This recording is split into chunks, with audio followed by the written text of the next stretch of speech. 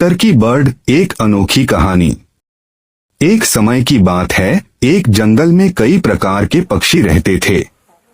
उनमें से एक था टर्की बर्ड, जो अपनी मोटी काया, सुंदर पंखों और लंबी गर्दन के लिए जाना जाता था। टर्की थोड़ा भारी था, पर उसकी चाल में एक शान थी। जंगल के सभी पक्षी उसकी उपस्थिति का सम्मान करते थे, लेकिन टर्की खुद से बहुत खुश नहीं था। वह हमेशा सोचता, काश मैं बाज की तरह ऊंची उड़ान भर सकता। उसे अपने भारी शरीर और उड़ान में कमजोरी का दुख था। एक दिन जब टर्की जंगल के किनारे टहल रहा था, उसने एक बाज को आसमान में ऊंचा उड़ते देखा। उसकी आंखों में चमक आ गई और वह ठान लिया कि वह भी बाज की तरह ऊंचा उड़ान भरेगा। टर्की ने अपने दोस्तों से सलाह ली। तोता बोला, तुम्हारा शरीर उड़ने के लिए नहीं बना है। तुम्हें अपनी ताकत पर गर्व करना चाहिए। मगर टर्की की दिली ख्वाहिश कुछ और थी। वह हर दिन सुबह जल्दी उठकर अपने पंख फड़फड़ाने की कोशिश करता और ऊंचा उड़ने का अभ्यास करता। लेकिन हर बार वह थोड़ी ऊंचाई तक ही पहुंच पाता और नीचे आ गिरता।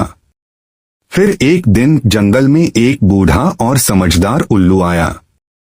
उसने टर्की को देखा और पूछा, तुम इतना परेशान क्यों हो मेरे मित्र? टर्की ने अपनी इच्छा बताई। उल्लू ने थोड़ी देर सोचा और फिर कहा, तुम्हारी काबिलियत उड़ान में नहीं, धरती पर है। तुम सबसे ताकतवर हो, तुम्हें अपनी अनोखी विशेषताओं पर गर्व करना चाहिए। टर्की ने उल्लू की बातों पर ध्यान दिया। धीरे धीरे उसने समझा कि हर जीव की अपनी अलग क्षमता होती है। वह ऊंचा उड़ नहीं सकता था, लेकिन उसकी ताकत, चाल और सुंदरता में कुछ अनोखा था। उसने अपनी क्षमताओं को पहचाना और अपने साथियों की मदद करना शुरू कर दिया।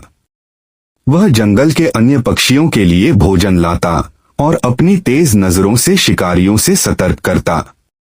धीरे धीरे टर्की ने अपने भीतर आत्मसम्मान और संतोष महसूस करना शुरू किया।